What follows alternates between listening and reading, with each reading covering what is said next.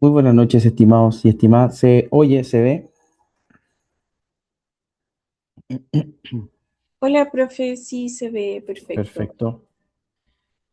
Eh, Daniel Ewert.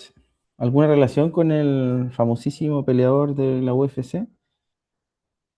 Em, Mi correo. Simón.abdala, académico, ya, UGM. Peleador chileno, sí. Una historia muy interesante, ¿eh? Era trabajador de la Contru y empezó a entrenar y pelea este 20 de abril, creo, por primera vez en en una plenaria de esta UFC. Así que tiene un hijo con síndrome de Down, una historia muy linda. Pero bueno, estuve recibiendo sus trabajos ya. Por reglamento tengo 10 días para, para revisarlo, o sea, 2 semanas. ¿Ya? Así que em, esta semana, yo creo que el fin de semana van a estar listos sus trabajos con los comentarios correspondientes. ¿De acuerdo? No sé qué les pareció la actividad. No sé si alguien que no esté tomando once pueda decir si se sintió cómodo. Me llegaron ensayos muy interesantes, debo decir. Em, Así que tengo muchas ganas de sentarme em, a comentárselos. Bueno, la temática de elegir, sí, muy buena. Muy buena experiencia, sí. Em, es un ejercicio creativo que todo humanista tiene que tener. Así que muchos puntos base a lo que están comentando ahora. Recuerden que los que se ríen de mis chistes y los que responden a mis preguntas se llaman puntos base, ¿de acuerdo? Em, ok, muy variada y muy profunda, sí. La primera solo di el plazo máximo que se pueda, ¿ya? Pero la segunda evaluación y la tercera evaluación van a ser muy acotadas, em, y si no, si es que no sincrónicas. Así que no se acostumbren. Bueno, esto fue un ensayo, obviamente necesitaban tiempo, pero las evaluaciones siguientes no van a tener la misma extensión, ¿ya? Entonces, como la semana pasada no tuvimos o dimos el tiempo de clase para que pudieran subir su ensayo, retomamos de donde lo dejamos, ¿ya? ¿Dónde lo dejamos? Lo dejamos en el despliegue o evolución de em, de la religión en Grecia, ¿ya? Y yo les comentaba que nos tomamos de un, de una división que hace Jean Grondin, ¿ya? En su libro, uno de los pocos libros que habla de filosofía de la religión, en donde él da 10 pasos de esta evolución. Y estuvimos hablando de la religión griega, ¿cierto? De lo importante que es para los poetas en la profecía, ¿ya? El rol de la profecía y el rol de la tragedia en la religión griega es fundamental, ¿ya? Es fundamental. Esto de que se repiten los ciclos, esto de que los hijos terminan haciendo lo mismo que los padres, esto es muy trágico. Em, y curiosamente, la crisis griega tiene dos partes, ¿ya? La primera es que no supiste identificarle, y la segunda es cuando se manifiesta y cuando ya es demasiado tarde, y que está directamente relacionada con la noción de tragedia, ¿ya? O sea, la tragedia tiene que ver por una inconsciencia del destino de los dioses, ¿de acuerdo? Es un poquito lo que le pasa al profeta Jonás. A los que son católicos o cristianos recordarán lo que le pasa al profeta Jonás. El profeta Jonás es enviado a Nínive, y él se va a Tarsis. Ahora se va en direcciones contrarias. Y termina llegando al lugar donde juró no ir. ¿Ya? Un poquito que él no era consciente, y ese es el sentido de los griegos y también de los judíos. No, o sea, el resultado didáctico de la tragedia es darse cuenta de que el ser humano no es consciente de que los dioses y de que el poder de los dioses eh, está por sobre la voluntad humana. Y eso es religión griega.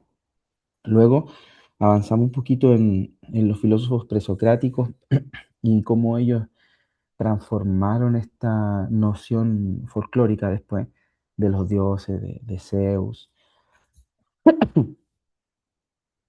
en algo un poco más em, racionalista, en algo un poco más naturalista, identificaron a Dios en ciertos elementos, ¿ya?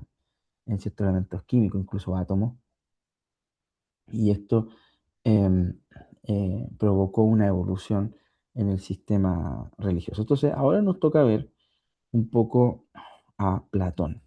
¿Ya? Vamos a ir al punto número 3. Hoy día tenemos que llegar hasta el día, así que voy muy rápido. Pero por favor, si tienen comentarios o preguntas, levanten la mano o escriben un mensaje.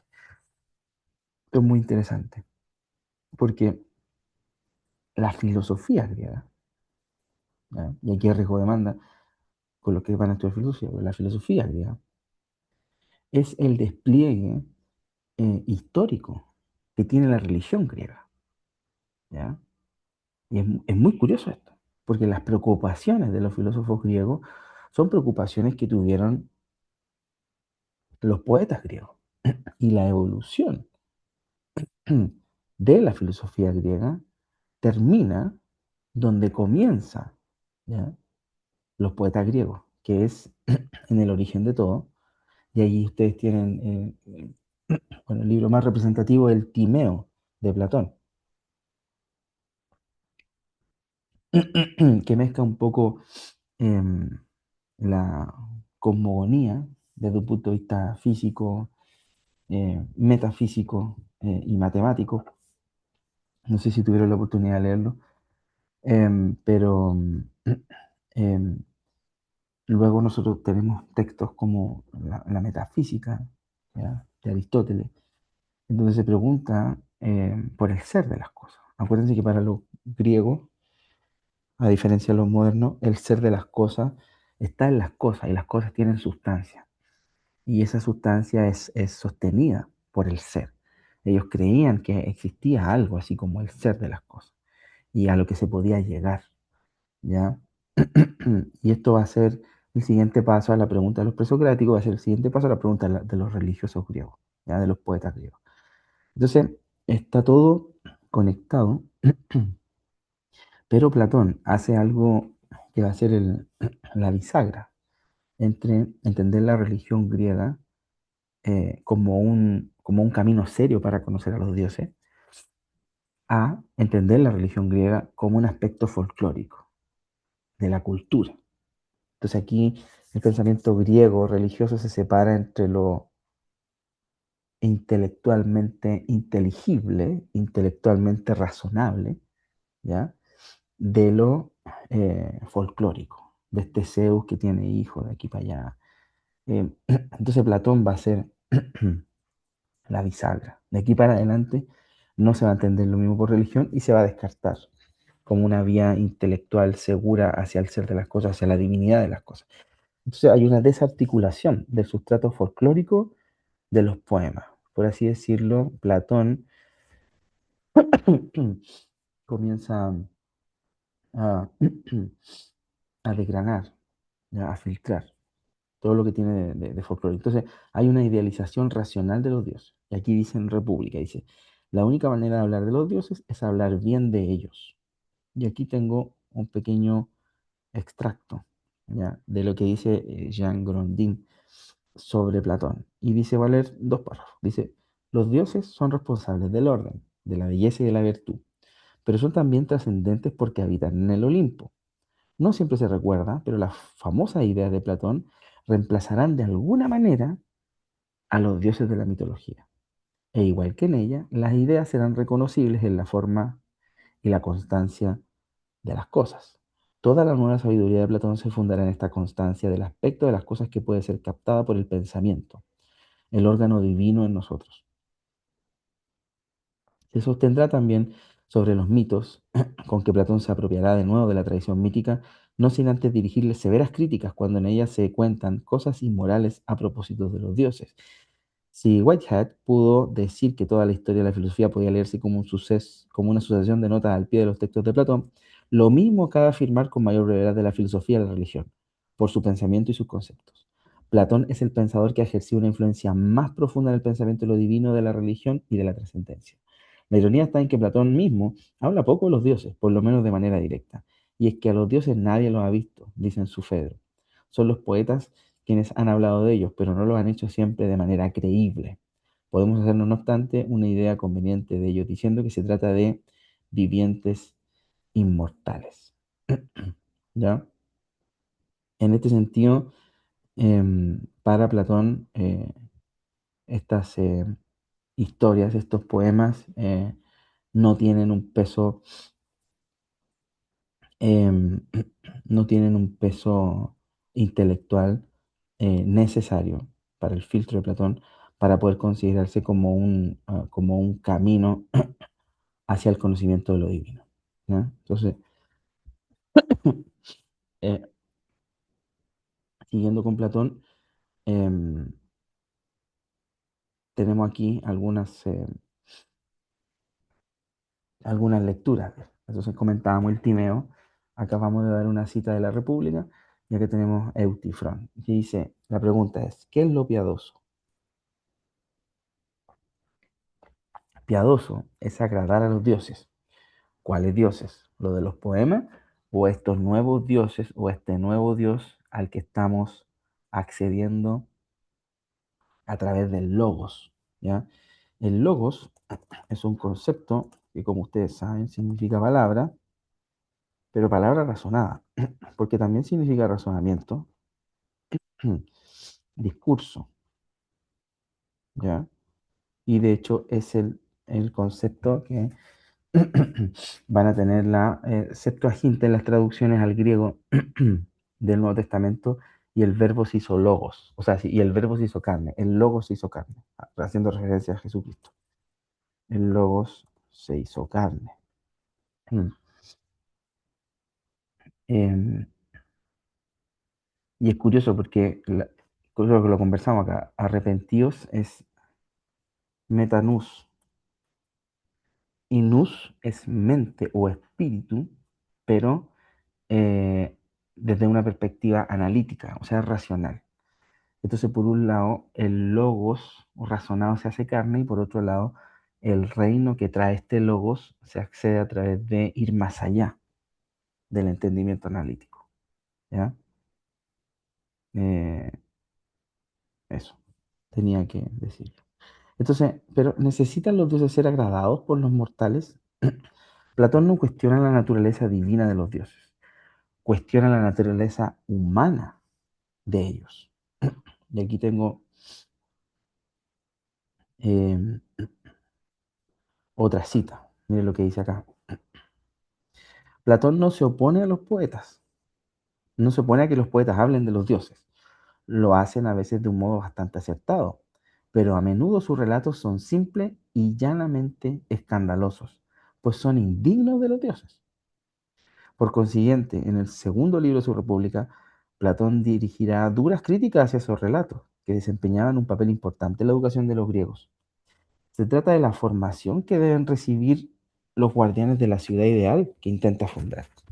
Está claro que no habrá que contarle historias falaces, como las que cuentan las mujeres a sus hijos en la cuna. Piensa en los relatos de Homero y de Hesiodo, que atribuyen a los dioses miserias humanas, demasiado humanas, cuando nos hacen creer que habría habido una guerra entre dioses y que Cronos habría mutilado, ahí no se corta, por su hijo Zeus. ¿Son estos comportamientos que podemos atribuir a los inmortales? De los dioses no podemos sino ofrecer una buena imagen, dice Platón. La única manera de hablar de ellos es hablar bien. Ahora, ¿no es el Dios realmente bueno por sí y de ese modo debe hablarse de él? Pero nada que sea bueno es perjudicial o no. Entonces, Platón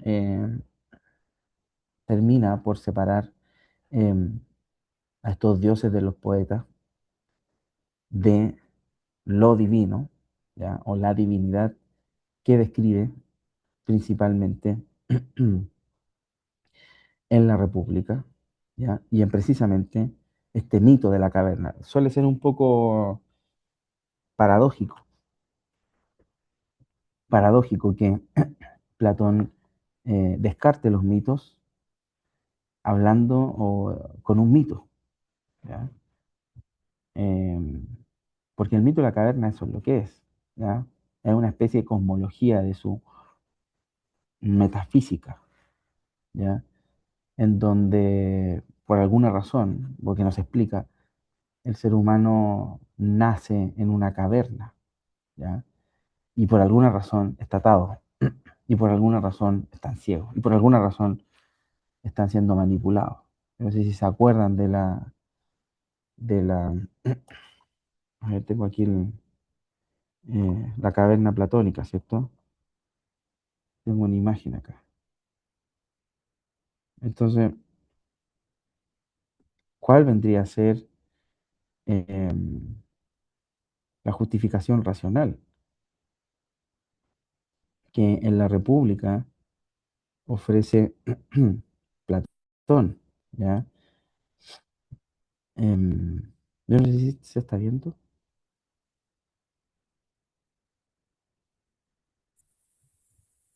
Ahí sí. Sí se ve. Ya, gracias. Entonces, ustedes conocen el mito, ¿ya? Entonces, Platón funda este espacio cortado, ¿ya? Esta fracturación ontológica. Y nosotros sabemos, o sea, el mito busca la forma de seguir existiendo, ¿ya? E irónicamente, quien fue uno de sus mayores críticos funda su metafísica con un mito, ¿ya? Con una narración bastante extraordinaria en un inicio remoto del tiempo. Y aunque él especifica que, bueno, es una historia, eh, para nosotros, expertos en mito, tiene mucho que ver con una cosmología, ¿ya? Con un mito que establece un orden, establece una bifurcación, establece un quiebre de la realidad. Deme un segundito, espérame. Eh, ya. Entonces, esta bifurcación de la realidad tiene que ver con fundar, ¿cierto? El mundo de las ideas, este espacio como sagrado, ¿ya? Del mundo humano. Y si antes la voluntad de los dioses primaba sobre todo, ahora parece ser que el hombre puede hacer cosas, ¿ya? El hombre puede hacer cosas para llegar a los dioses, ¿ya? Y estas cosas tienen que ver con una virtud intelectual, ¿de acuerdo? Daniel dice, es interesante el concepto de la luz, el despertar. Los despiertos para algunos les gusta la conspiración, Lucifer, sobre el reflejo de la cueva de Platón. Claro, es, es muy también alegórico, ¿cierto? Al fuego de Prometeo, ¿ya? Pero básicamente el fuego representa la razón, representa, em, representa la casta profética. Si hacemos un símil, ¿qué es lo que me lleva a los dioses? ¿Qué es lo que me lleva a esta idea de bien, de belleza? ¿Qué es lo que me lleva a este mundo inteligible? ¿Qué es lo que me lleva al ser de las cosas, a este mundo de las ideas? ¿Qué es lo que me lleva? Bueno, me lleva al fuego, me lleva al entendimiento, me lleva a la razón, ¿ya? Y aquí yo no sé usted, pero esto es lo mismo que el jardín del Edén. Yo no sé qué opinan, pero tengo a personas con una naturaleza caída, ¿ya? Tengo al reflejo de Satanás en estos personas que engañan a los seres humanos y tengo la manera de libertarse, ¿ya?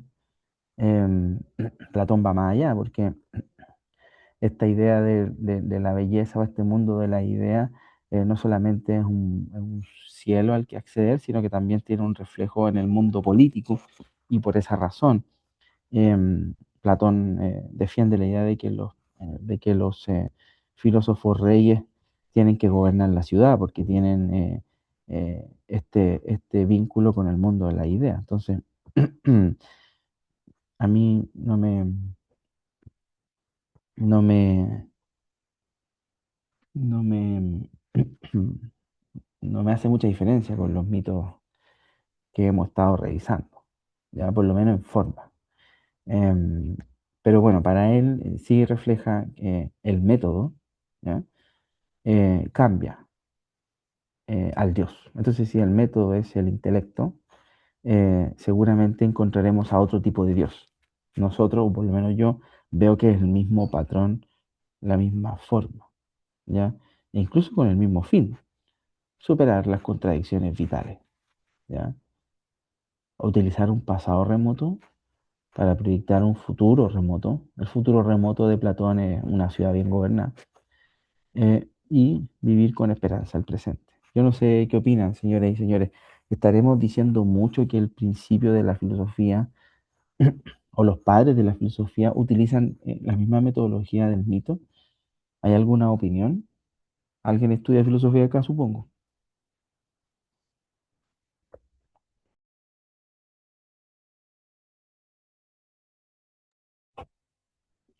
¿Alguien? ¿Qué le parece?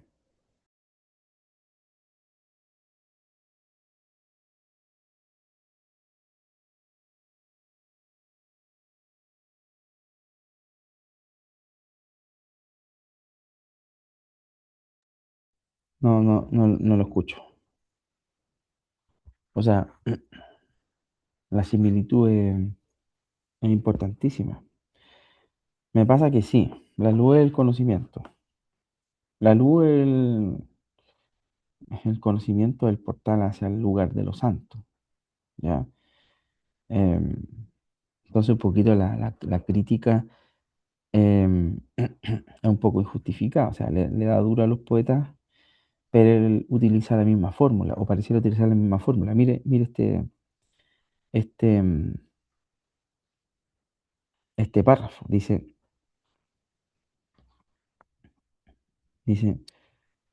la divinidad no es la causa de todo, sino solo de las cosas buenas. No podemos decir que la divinidad ha llevado a cabo acciones injustas o menos que descubramos antes una justificación, lo cual da paso a una interpretación moral y alegórica de la acción divina. Es posible entender en un sentido moral lo que a primera vista puede parecer extraño. Platón lleva a cabo con todo eso, si se nos permite el neologismo, una agatonización de lo divino, su racionalización. Si se prefiere, lo divino en la sede de la bondad y solo de ella es responsable. Si los poetas impulsados por su imaginación hablan de otra manera de los dioses, hay que censurarlos por ello. ¿Ya? Podría temerse así que la filosofía dictara sus condiciones de racionalidad a la religión. Eso es lo que hace. Repito, podría temerse así que la filosofía dictara sus condiciones de racionalidad a la religión. Pero ese criterio de bondad y de razón nos llega primeramente de la religión griega misma. Esta nos ha enseñado que el mundo de la divinidad es el mismo que el de la bondad. La filosofía no le pide sino ser consecuente consigo misma. Es interesante observar que en este contexto exacto Platón será el primero en emplear el término feología y lo define como lo que nos incumbe es precisamente saber cuáles pueden ser las formas adecuadas cuando tratamos de los dioses. La teología, el discurso sobre los dioses, ha sido principalmente asunto de poetas. Es hora de que la filosofía tenga algo que decir.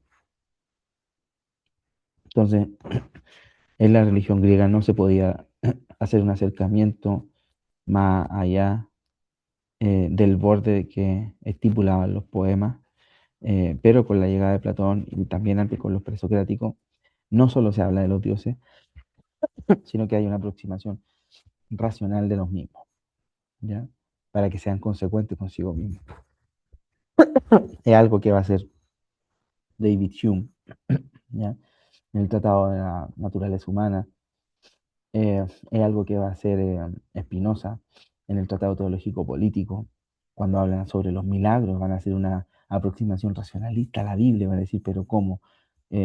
Dios estableció las leyes de la naturaleza, entonces los milagros no existen porque, va a decir Spinoza, los milagros nos llevan al ateísmo porque es Dios mismo contradiciendo las mismas leyes universales.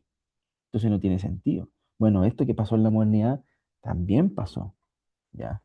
En pleno siglo cuarto, tercero y segundo en Grecia, ¿ya? Hay una racionalización del mito. Em, bueno, eso. Daniel dice, claro, pero Lucifer, o esa palabra habla de eso un poco. Usted está pegado con Lucifer. A ver, desarrolla más la idea. Pablo había levantado la mano. Sí, sé que, bueno, para dejarlo un poco claro, a ver, para no enredarme yo tampoco, a veces me suelo enredar con la filosofía. Dice, si bien, o mal entiendo, si bien entiendo o mal entiendo, Platón consideraba que, o sea, se podía extraer de toda esta religión, o sea, de esta, sí, de del carácter mítico, mitológico de los dioses griegos, se podía extraer lo racional, ¿no? Y de ahí aprender desde algo más pedagógico. Exactamente. Ya que o sea, la base de estos mitos, base de estas historias de la mitología griega, que estos tipos no aprendían, o sea, seguían en el mismo ciclo de caer en la misma cuenta de todo, de repetir el molde, digámoslo así. Exactamente, porque hace una lectura racional de los dioses y comienza a descartar las contradicciones lógicas que están en los poemas, que son millones, po, millones. Entonces trata de extraer lo que para su sistema tiene sentido, para su sistema racional principalmente. Em, en esta fractura ontológica de las ideas del bien y del entendimiento y de la razón como portal a este, a este mundo de la idea. Entonces, claro, lo religioso no puede contradecirse. Y uno podría decir, ¿puede o no puede contradecirse? ¿Qué vemos en otras culturas? Por ejemplo, ¿qué dice la Biblia? Bueno, la Biblia dice que Dios no puede mentir, pero puede arrepentirse, puede contradecirse. No sé qué ven.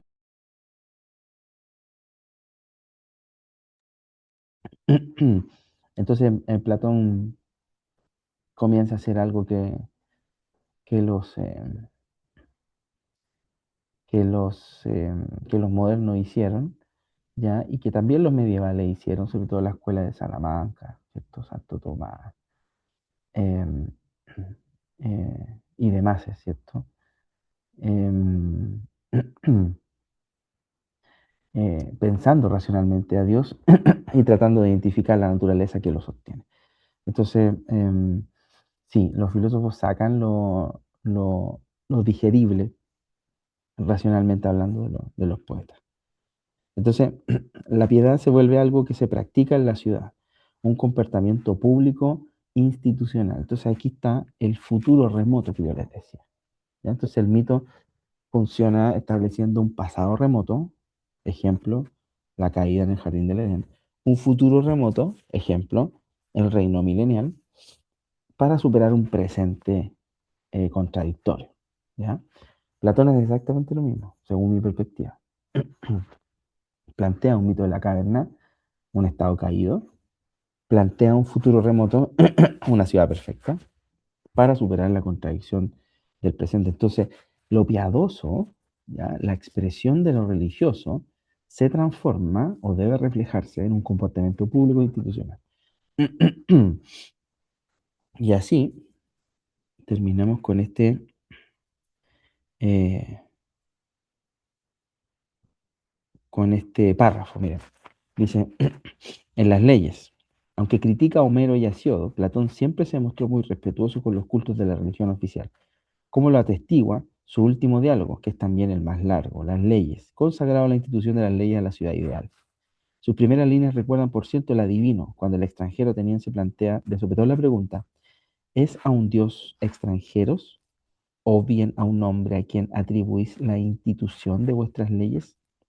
La respuesta es unánime, a un dios, si es verdad, como sostiene la antigua tradición, que la divinidad tiene en su mano el comienzo, el medio y el final de todo cuanto existe. Mire qué importante. Los primeros deberes serán pues para con la divinidad, que es la medida de todas las cosas, mucho más de lo que puede ser un hombre, como dicen algunos. Estos deberes corresponden ampliamente a los de la religión ancestral. Para el hombre debían sacrificar a los dioses, relacionarse con ellos de una manera constante, con plegarias, ofrendas, con todo lo que en conjunto comporta el culto de los dioses, de ahí lo más hermoso y lo mejor, lo más eficaz para la felicidad de su vida. Observemos este vínculo entre religión y felicidad, porque uno y otro irán a menudo a la par por un largo trecho de la filosofía de la religión.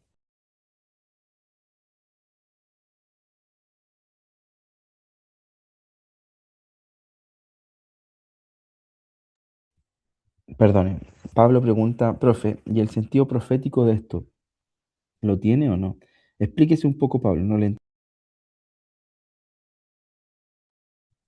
Sí, lo que pasa es que no sé por qué me vino a la cabeza la poesía de Rimbaud, nada que ver a lo mejor, pero que es como profética. Y hoy día estaba leyendo Carlos de Roca también, que también tiene como un primer libro que es bien profético y como que imita un poco a Rimbaud o ¿cómo se llama? Se inspira mucho en Rimbaud y me estaba acordando de Rimbaud porque también, o sea, Rimbaud a lo mejor no tiene nada que ver con Platón, pero es como como lo que usted hablaba de la moral y todo eso, eh, como que Rimbaud también hace el tema como que invierte esta visión de la moral, eh, como invirtiendo los sentidos, no sé. Entonces, por eso de repente dije yo, a lo mejor Platón, o sea, Rimbaud a lo mejor no tiene nada que ver con Platón, pero eh, dije yo, ¿qué sentido profético puede tener Platón hablando desde lo racional a lo mejor? Entonces, por eso le preguntaba si es que tenía algún sentido. A mí, o sea, es como una intuición, pero a lo mejor estoy súper equivocado.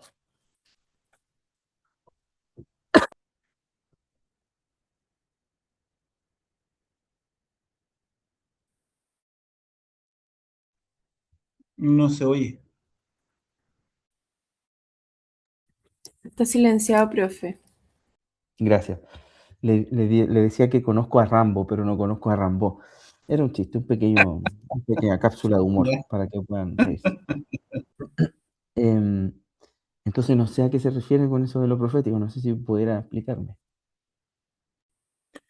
Es que usted estaba hablando como de la moral, y antes de la moral dijo que Ramón, que Platón extraía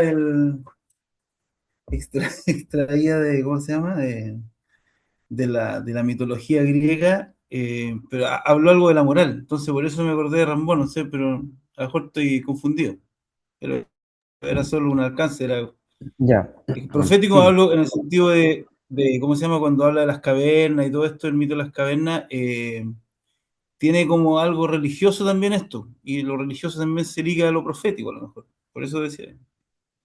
claro, o sea, nosotros encontramos en esto, si bien Platón mantiene el sustrato folclórico y mantiene la soberanía, yo creo que aquí está la división entre, o el traspaso, ¿ya?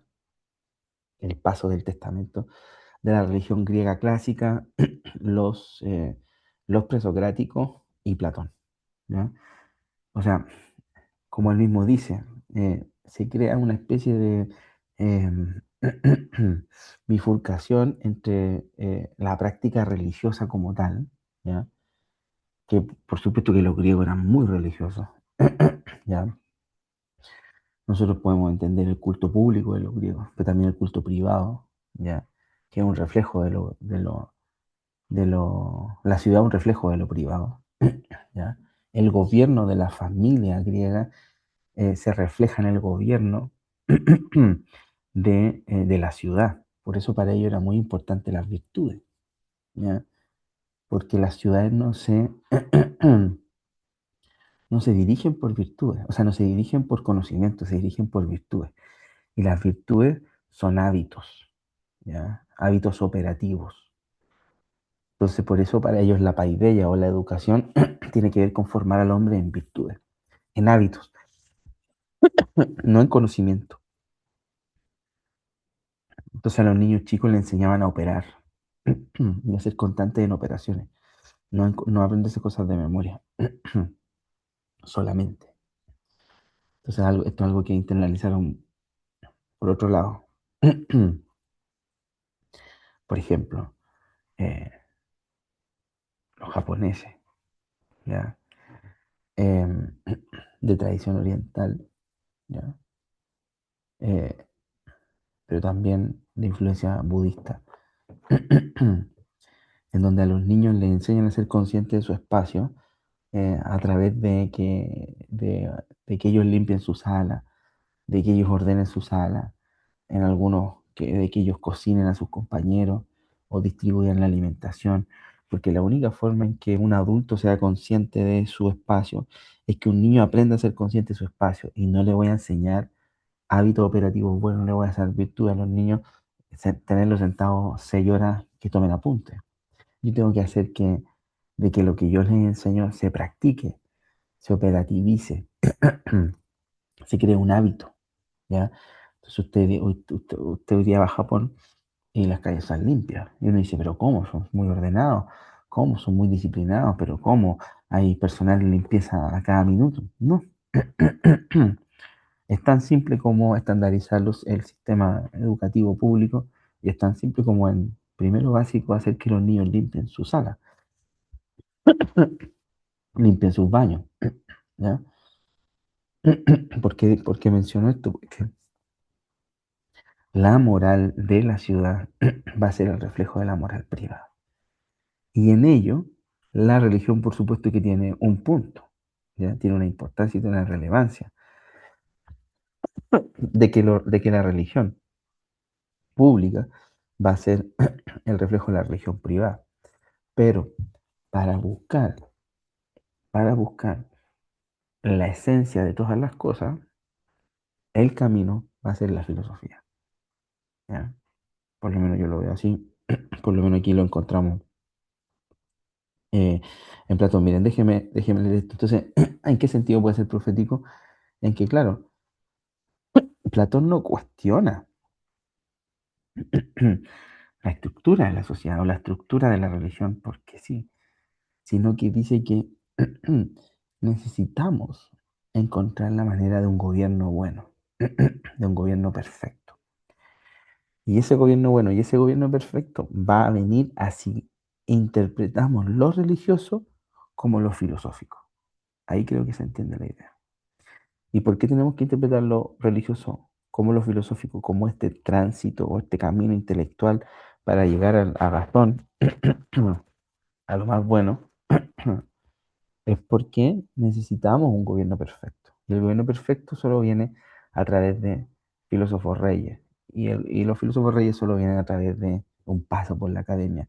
Y la academia solamente consiste en la enseñanza y transmisión de virtudes.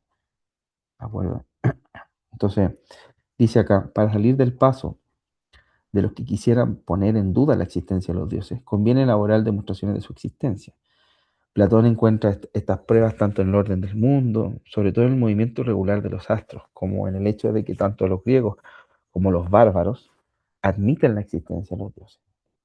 La prueba más patente para Platón, como para los griegos y los autores latinos, reside en la constancia admirable de los astros, cuyo movimiento eterno es tan perfecto que no puede tener otra causa que los dioses. Aquí Platón antecede a Aristóteles en interpretar el ser de las cosas como el movimiento. Es una concepción física del ser de las cosas. Las cosas existen porque se mueven y después Platón va a hacer una pirámide de los seres vivos y va a poner a las piedras, va a poner a las plantas, va a poner a los animales, va a poner a los hombres y va a poner al hombre industrioso, al hombre intelectual en la cima de la pirámide de los seres. ¿Ya? Básicamente es el que va a tener más ser. Por eso Aristóteles distingue entre alma vegetativa, em, alma animal y alma humana, ¿ya? En que cada alma tiene distintos grados de operaciones y la más desarrollada va a ser el alma humana. no recuerdo bien el nombre, pero hace una pirámide. Entonces, Platón dice, em, acá está, pero Platón no ataca únicamente a los que niegan la existencia de los dioses. Critica también a los que piensan que los dioses no se ocupan de los hombres. Para Platón esto significa acusarlos de holgazanería y negligencia. Y los artesanos más modestos se preocupan de sus obras, con mayor razón lo harán los dioses. Existe, por tanto, una providencia. La cuestión de saber si los dioses son o no providentes será dominante en la filosofía de la religión a partir de Platón y Aristóteles. ¿Qué significa esto? ¿Siguen gobernando los dioses las acciones de los hombres? ¿Sigue existiendo, sigue predominando este sentido trágico de la existencia? Pareciera ser que no, porque podríamos pensar que los dioses destinaron a Chile a vivir en un vacío ontológico en el gobierno, por ejemplo, y que Chile no tenga identidad, o que Chile no sepa quién es, o que Chile no tiene emblema, no tiene cohesión, que Chile está dividido, que Chile por ser tan largo no tiene una reunión, o no tiene un proyecto como colectividad, un proyecto común como colectividad. Podría ser que los dioses definieron ello. Ahora en Platón y en Aristóteles esto se va a poner en duda. Son providentes, pero entonces los dioses pueden querer el mal para nosotros. Dice, dicha cuestión opondrá a los epicúreos, que se fundarán en el argumento que la trascendencia radical de lo divino, para decir que los dioses no se ocupan de nosotros, respecto de los estoicos, que se apoyarán en argumentos platónicos y en su propia visión finalista del universo. Platón critica, por último, a los que creen que los dioses existen y se ocupan de nosotros, pero al mismo tiempo creen que se dejan ablandar o corromper con presentes. Los dioses no tienen necesidad alguna de nuestras ofrendas. Quienes cometen injusticia no pueden reclamar sus favores mediante plegarias o regalos. Que es el cuestionamiento que hace Martín Lutero cuando va a visitar a Roma, ¿cierto? Que se da cuenta que venden la indulgencia, que venden el terreno en el cielo, ¿ya? Esto es lo mismo, muy parecido. El mejor culto que se puede ofrecer a los dioses es practicar la justicia. De ahí está el gobierno perfecto. No hay ninguna duda, a los ojos de Platón, de que este es el culto que Sócrates practicó mejor que cualquier otro. De ese modo, prefiguró una religión ante que todo, prefiguró una religión que ante todo es moral. ¿Ya? Entonces, claro, lo racional se vuelve como la vía para conocer el origen de todas las cosas, ¿ya? Pero no se descarta, por supuesto, que los dioses existan, ¿ya? Que los dioses se manifiesten, ¿de acuerdo? Que a los dioses haya que ofrecer plegaria, pero la religión, entre comillas, de Platón tiene que ver con generar un hombre eh, piadoso, y el piadoso es el que practica justicia. El que practica justicia es el que tiene la virtud de la justicia. El que tiene la virtud de la justicia, el que tiene el hábito de la justicia. ¿Ya? Entonces es una moral que se funda en la práctica de virtudes y es un sentido religioso que se funda en la práctica de virtudes. ¿Ya? Y por último, llegamos a lo más entretenido, que es Aristóteles. ¿Ya? Aquí se termina por producir la racionalización de lo divino. ¿De acuerdo? Esto es algo que vamos a ver repetido en la historia por lo menos, por lo menos dos, tres veces más. ¿Ya? Lo vamos a ver repetido en Plotino, con la recepción de Platón en el cristianismo. Lo vamos a ver repetido en Santo Tomás de Aquino, ¿ya? Con la aristotelización del cristianismo, o viceversa, o la cristianización de Aristóteles. Y lo vamos a ver en los filósofos modernos y su lectura racionalista de la Biblia. Filósofos modernos que van a venir principalmente de la tradición protestante. ¿Ya? Entonces, acá Aristóteles va a ser algo completamente inédito para mí, en la historia global de las religiones.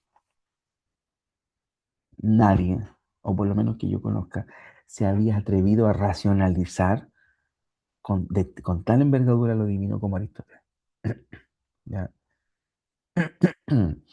¿Por qué lo hace Aristóteles? ¿Por qué puede hacerlo él? Bueno, por su posición social, principalmente. ¿Ya? Si hubiera sido Sócrates, por ejemplo, lo matan. ¿Ya? Y de hecho Sócrates llega a este juicio acusado precisamente por corromper a los jóvenes con enseñanzas, ¿ya? Que lo alejan de la virtud. Pero Aristóteles lo puede decir. ¿Ya? Entonces, Aristóteles funda la filosofía de la religión. ¿En qué sentido? Que se entienda bien. Eh, eh, hace que la religión sea algo filosófico, básicamente. Y aquí tenemos, aquí tenemos eh, su primer apunte. ¿Ya? Esto está en la metafísica. Dice, sin embargo, recurre fácilmente a la representación heredada de lo divino para representar su idea de una ciencia de los primeros principios, que la tradición llamará metafísica. Cabría preguntarnos, dice Aristóteles, si este saber que trata de las primeras causas puede ser posesión humana. Esta ciencia de las realidades primeras sería más bien divina en dos sentidos muy definidos que Aristóteles distingue expresamente en metafísica. Dice, esta ciencia metafísica sería divina porque es la que Dios poseería. A él le incumbe en el conocimiento de las primeras causas. Y segundo, según la opinión corriente, también se dice que Dios es la causa de todas las cosas y principios. La ciencia metafísica es, pues, divina tanto por razón de su dignidad como por su objeto. Dice, lo que sorprende a Aristóteles es su enfoque que lo divino sea también racional o científico. ¿Ya? Entonces, tengo aquí la cita, ¿ya? Donde dice, el Dios de Aristóteles solo es una exigencia para explicar el movimiento regular de los astros, por lo que habrá tantos dioses como movimientos regulares. Esto es 55. Entonces, si el origen del movimiento es el origen del ser de las cosas, ¿ya? Para Aristóteles, esto va a quedar muy claro en la física, para Aristóteles, el origen de todo, ¿ya? El origen de todo, del ser de todas las cosas, sin duda va a ser aquel que provoca el movimiento de todas las cosas, ¿ya? Y en este sentido, Aristóteles lo va a definir como el motor inmóvil. ¿De acuerdo? Entonces, ¿cómo se expresa esto en un entendimiento ya más actual? Em, ¿Dónde busca, si es que buscara, la gente el sentido, ¿ya? El origen de todas las cosas? ¿Ya? Hoy día no buscamos el origen de todas las cosas porque no, al parecer no lo necesitamos. Pero para la filosofía griega era el principal objeto de su investigación. Ujú. Y lo que hablamos de metafísica, que después va a mutar a epistemología, va a ser la principal, el principal objetivo de investigación de la tradición epistemológica moderna, que va a responder a la tradición epistemológica medieval. Y ahí vamos a tener a racionalistas con René Descartes, vamos a tener a empiristas con David Hume y vamos a tener a Kant, ¿cierto? Con una síntesis de estas dos tradiciones. Y Kant básicamente va a poner punto final y va a decir, nosotros no podemos conocer el ser de las cosas. El ser es el noúmeno, está más allá de nuestras categorías, ¿cierto? Está más allá del espacio y el tiempo. Por lo tanto, el mundo, el alma y Dios no los podemos conocer porque no caben, no se expresan en una dimensión temporal ni en una dimensión espacial. ¿Ya? Entonces la metafísica queda a un lado. Nosotros conocemos el fenómeno, y el fenómeno es categorías de nuestro entendimiento que se aplican a la información sensible.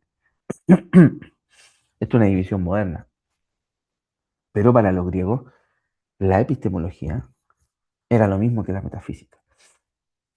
Entonces, cuando ellos quieren conocer el objeto, ¿ya? Creen conocer o asumen conocer el ser del objeto, ¿ya?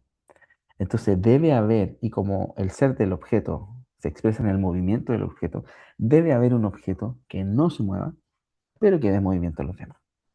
Y en ese sentido se explica esta interpretación que tiene Aristóteles de los astros. ¿De acuerdo? Entonces, em, déjenme buscarle acá. Acá está. Aristóteles hizo también época en filosofía de la religión cuando sostuvo que esta operación racional de lo divino constituía el fondo de verdad de la tradición mítica. Practicó de este modo, ojo, una desmitologización de su herencia, es decir, una lectura crítica del mito, que distingue en él el núcleo más racional y lo que remite a la fábula, destinado a las masas.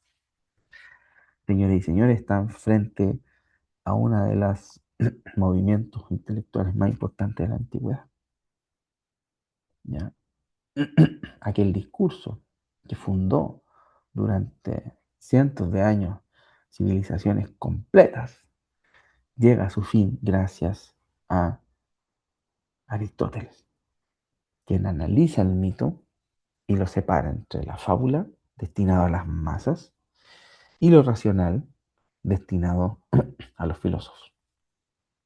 Solo encontramos esta desmitologización en un pasaje del libro Lambda, pero es importante, si es además verdad que toda filosofía de la religión ha de cumplir un esfuerzo de desmitologización, a saber, una comprensión razonada de lo que comporta el mito. Yo no sé si alguien puede leer este párrafo, por favor, em, donde dice de los primitivos, que este párrafo es muy bueno para que lo lea yo. No sé si hay alguien que no esté tomando once y que nos pueda ayudar con la lectura desde donde dice de los Ay, primitivos. profesor, yo ¿Sí? feliz lo leería, pero no sé en qué diapositiva está porque la voy moviendo yo. O sea, nosotros vamos moviendo el texto, no vamos viendo lo que usted proyecta, digamos. No se ve todo el texto. Estoy de donde dice de los primitivos, en la página 43. A ver, déjeme. Ya, a ver. ¿Cómo hago esto? ¿Qué está viendo usted en este momento? Lo que pasa es que arriba tenemos dos pestañas. Una nos da la opción ¿Ya? para ver el Power y otra para ver el texto, pero hay que descargarlo y verlo. No, no vamos siguiendo su pantalla, Ah, ya, digamos. listo, perdón. Entonces, en la página 43, donde dice punto 9, la desmitologización de Aristóteles, usted baja y va a encontrar una cita en la página 43 del PDF. ¿Ya? Ya la estoy buscando. Ok. Profe, yo lo encontré, si quiere puedo leer. Em, a ver, ¿quién habló? Yo, Mariana. Ya. ¿Antonella lo Dale. encontró? Sí, también lo encontré. Ya. Vamos a hacer un duelo, señoras y señores, un duelo en vivo. Vamos a Claro. hacer un debate, un duelo de rap, ¿ya? Un rap del mito. No, Antonella, por favor. Desde donde dice de los primitivos. De los primitivos y muy antiguos se han transmitido en forma de mito, quedando para la posteridad las creencias de que estos son dioses y que lo divino envuelve a la naturaleza toda. El resto ha sido añadido míticamente con vistas a persuadir a la gente y en beneficio de las leyes y de lo conveniente. Pero si separándolo del resto se toma solo lo primitivo, que creían las entidades primeras son los dioses, Habría que pensar que se expresaron divinamente. Ciertamente, la opinión original de nuestros antepasados y la procedente de los primitivos nos es conocida solamente hasta este punto. Muchas gracias. Entonces, aquí pasa algo fundamental, ¿ya? De los poemas, de los poetas, de la tradición religiosa, solo se toma lo primitivo, ¿ya? Ya que todo lo demás ha sido añadido míticamente, ¿ya? Y aquí, si no mal recuerdo, ¿ya? Es uno de los primeros filósofos, ¿ya? Que utiliza el mito en este sentido, ¿ya? Ya vimos que en la clase pasada, la primera vez que se utiliza la palabra mito despectivamente. Bueno, aquí Aristóteles la retoma, pero para mí entender es el primer filósofo que la retoma en ese sentido, como despectivo. Porque dice, todo lo demás se ha añadido míticamente con vista a persuadir a la gente y en beneficio de las leyes y lo conveniente, ¿ya? Esto es muy serio, señoras y señores, porque uno podría decir, bueno, eso siempre ha pasado. Y cuando uno pregunta, a propósito que salió el último libro de Manfred Svensson, La religión en la vida pública, se los recomiendo, ¿ya? Em, yo los voy a invitar a una charla, si pueden ir, que vamos a tener con Manfred el 14 de mayo, ¿ya? Para los que les interese el tema de la religión en el ámbito público, em, va a estar Manfred y van a haber otros académicos em, que estudian la religión en Chile. Para alguien que le interese, me envía un correo y yo le envío los detalles, ¿ya? La entrada es 80.000 pesos, pero solo hasta este viernes se las puedo dejar en 70.000. Para los que le interese el, el- este tema. Un poco de humor es gratis, ¿ya? Entonces, lo que va a hacer Aristóteles es fundamental. Va a decir, mire, las religiones tienen un fin pedagógico, sí, ¿ya? Y tienen un fin para mantener a la gente obediente, sí. Pero tenemos que evolucionar. ¿Y cómo vamos a evolucionar? Si mantenemos eso como está, está bien, ¿cierto? Pero nuestras ciudades tienen que ser más perfectas. Y la manera en que alcancen la perfección es a través de un desarrollo racional, ¿ya? Del origen de las cosas. El origen de los dioses no es lo mismo que el origen de las cosas. El origen del mundo no es lo mismo que el origen de las cosas. Porque no podemos creer en toda esta sarta de telenovelas que son los dioses. No, eso es imposible. No puede ser que el creador del mundo se coma a sus hijos. No tiene ningún sentido. Entonces, la manera en que Aristóteles procede es una, es una manera brutal. Cierro con este párrafo. Dice, Hoy en la página 43, el párrafo siguiente. Las reservas ahí expresadas en cierto sentido serán las de toda la filosofía de la religión. Esta se encuentra frente a una herencia inmemorial en la que debe distinguir lo que puede ser admitido por la razón y lo que no remite más que al mito. Entendido en un sentido peyorativo, mito como fábula, ¿cierto? Pero hay que observar que el criterio de lo que es racional en el mito procede de ahí. El mito nos ha enseñado que lo divino era trascendente y constituía el principio de nuestro mundo. Vuelvo a repetir, ojo, pero hay que observar que el criterio de lo que es racional en el mito procede de ahí. El mito nos ha enseñado que lo divino era trascendente y constituía el principio de nuestro mundo. ¿Qué no hay si es que, qué no hay sino una, eh, una confusión? ¿Ya?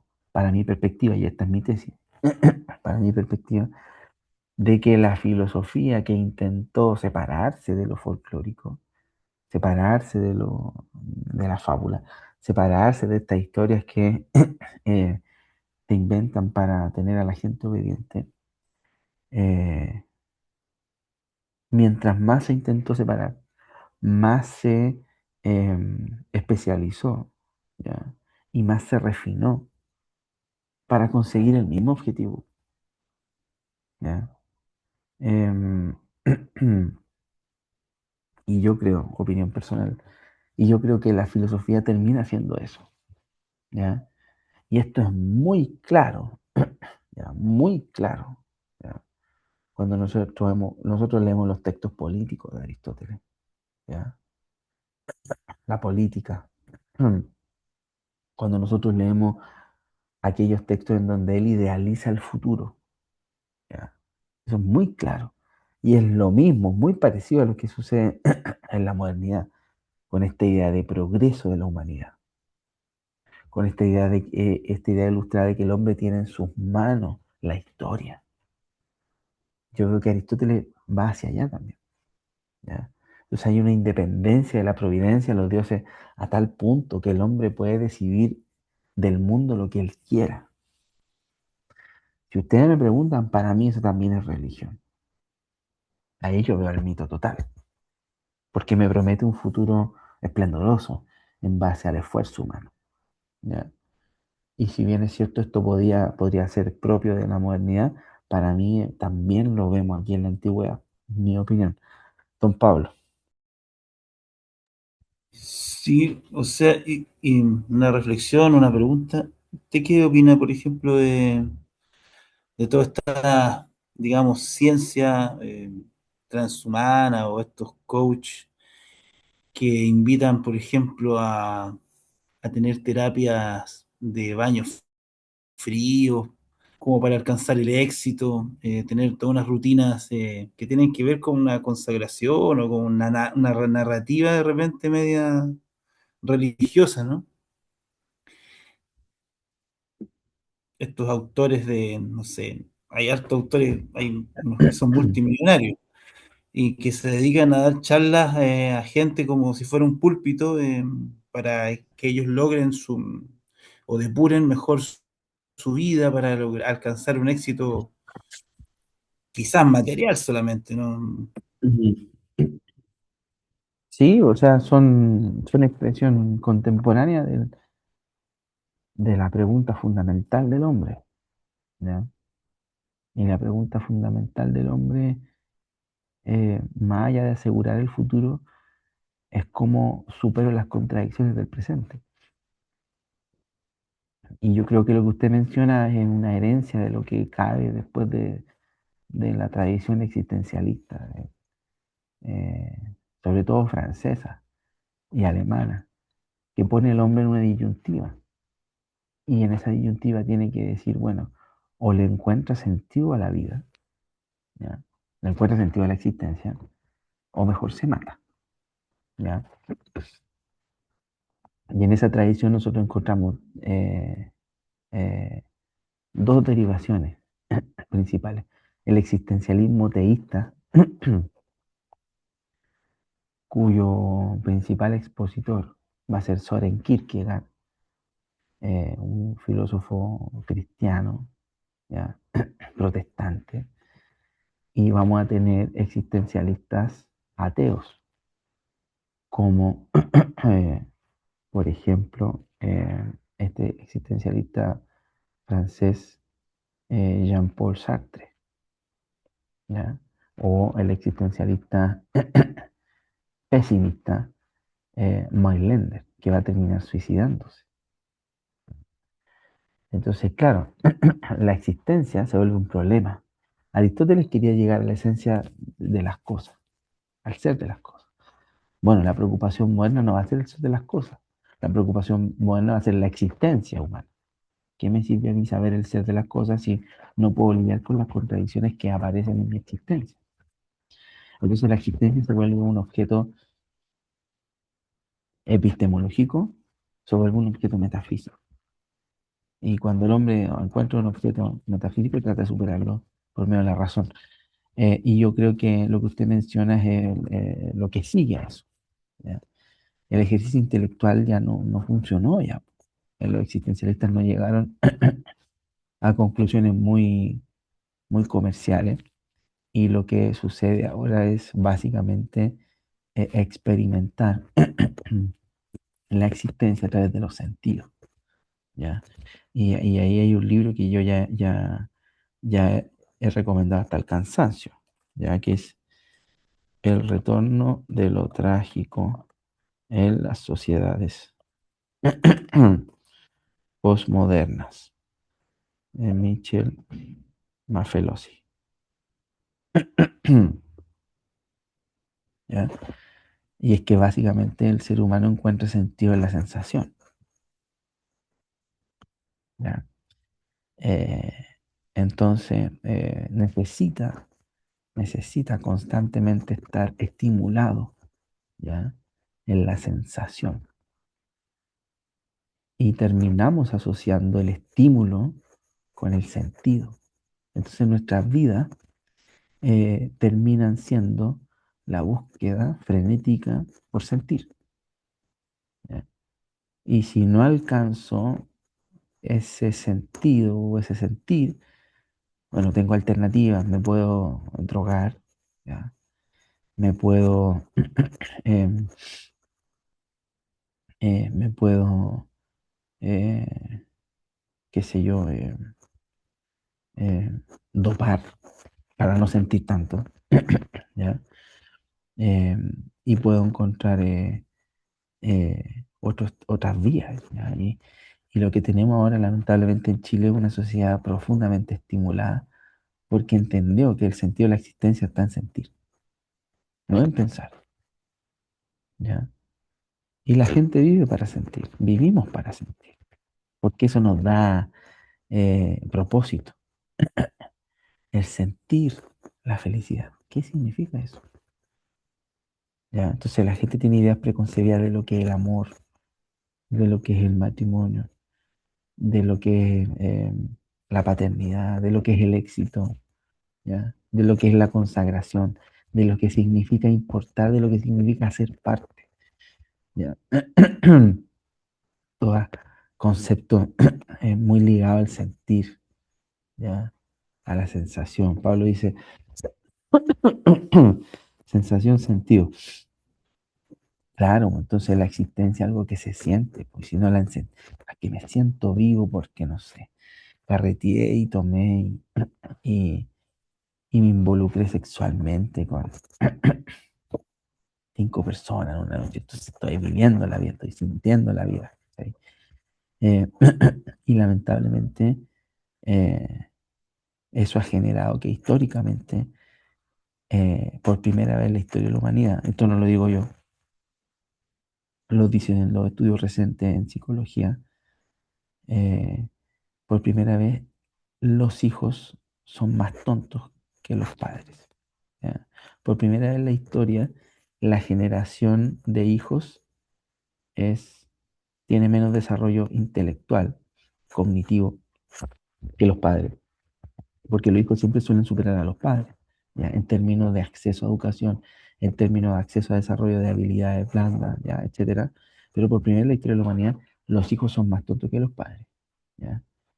A pesar de que tuvieron más oportunidades, los hijos tienen nula comprensión lectora, ¿ya? La gran mayoría son analfabetos funcionales, lo que quiere decir que no saben seguir instrucciones, no saben coordinar lo que leen con lo que hacen, no saben analizar críticamente situaciones y por supuesto que la realidad menos, ¿ya?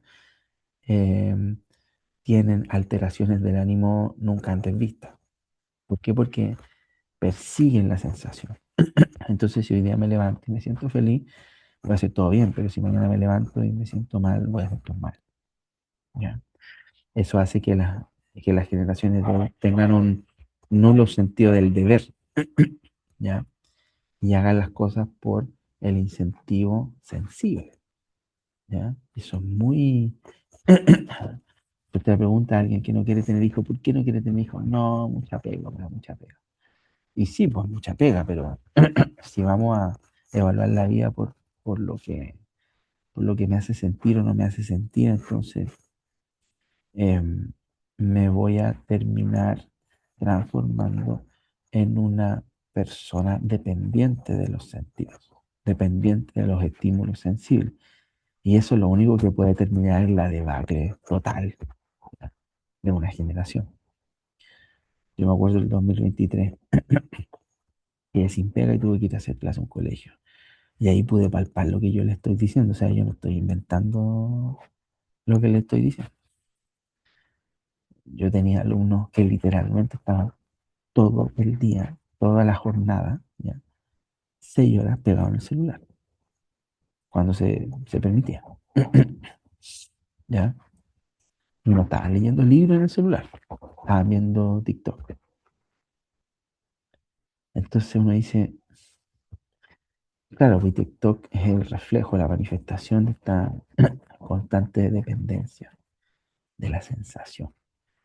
Y el algoritmo responde a eso, a profundizar una brecha intelectual, una brecha social, una brecha cognitiva de esta generación. Y es que, sí, pues que el panorama no va bien. Pues si me enojo, como me centro en la emoción, bueno, te apuñalo. ¿Cuál es el problema? ¿Cuál es el problema? Ya. Em, entonces, si quiero meterme contigo, bueno, tenemos sexo, pero si que hay embarazada, me da lo mismo, o sea, no me hago cargo. Entonces, por eso usted ve el aumento progresivo de las demandas por pensión alimenticia. ¿Ya? O sea, para mí es una epidemia.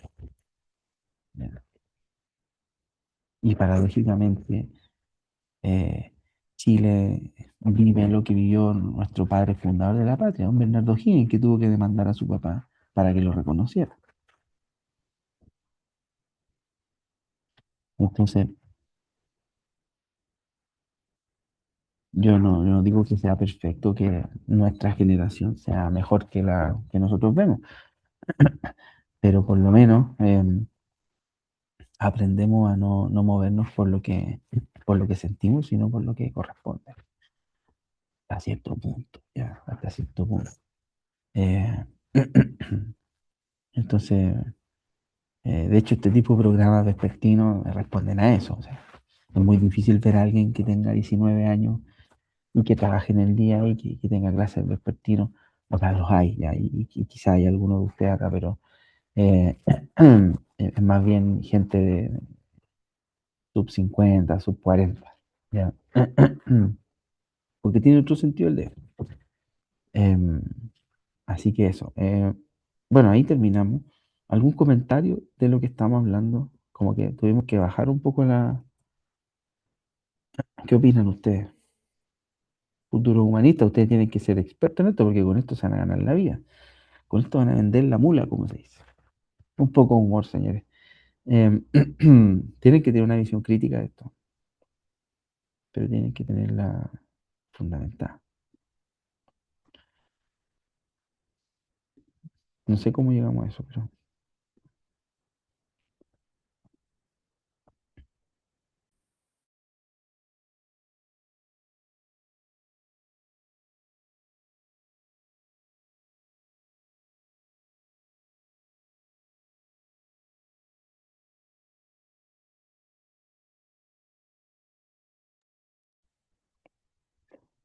Antonella dice: el martes pasado a la noche subí por plataforma al grupo 1. Pero al tratar de visualizarlo, solo puedo ver el de otro compañero. Entonces seguramente lo recibió. Veamos. Antonella.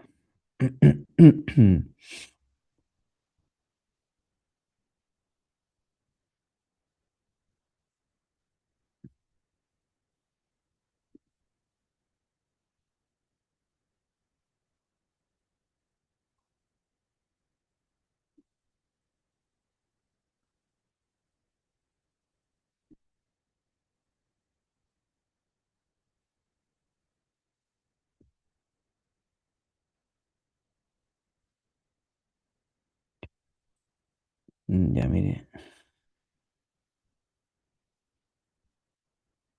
Aquí tengo uno de Ana Alicia. Ya. Y aquí tengo uno de Jonathan Valenzuela. ¿Ya? Y me llegaron 4 por correo, o 5 por correo. Me envíen un correo, estimado. ¿Ya? Envíenme un correo.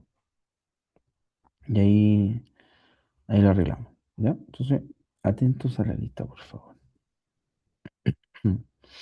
Me hablan por micrófono. David Adasme, Presente, profe. gracias.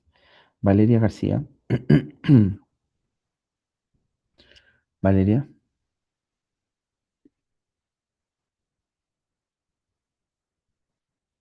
Claudia dice, el mío lo cargué en Solemne 11. Ya, bueno, ahí yo voy a encontrarlo, no se preocupen. Valeria no está. Cristian Gutiérrez, Presente, profe. gracias. Claudia Hernández, Presente, profesor. gracias. Pablo Herrera, Presente, profe. gracias. Sebastián López, Presente, profesor. gracias. Mariana Negredo, Presente, profe. gracias. Ana Alicia, Presente, profesor. Brigado. Daniel Reyes, ahí sí lo vi en el chat. Belén Romero, ahí está, presente. Jonathan Valenzuela, Presente. gracias.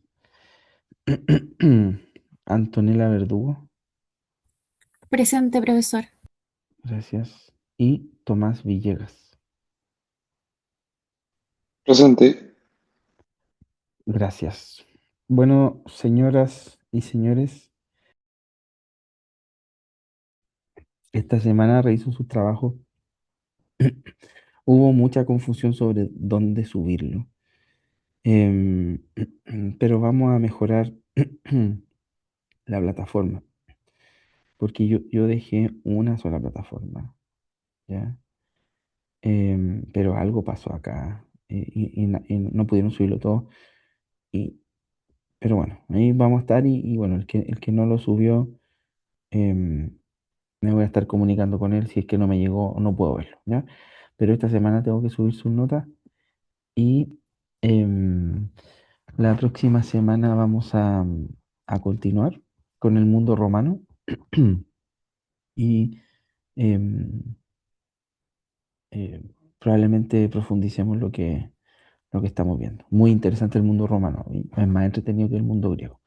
Así que por favor no falten y síganos en todas las redes sociales. Nos vemos, señoras y señores. Buenas noches. Que estén muy bien. Buenas noches, profe. Muchas gracias. Buenas noches. Gracias, Buenas profe. noches. Buenas noches, Profesor, profe. muchas gracias.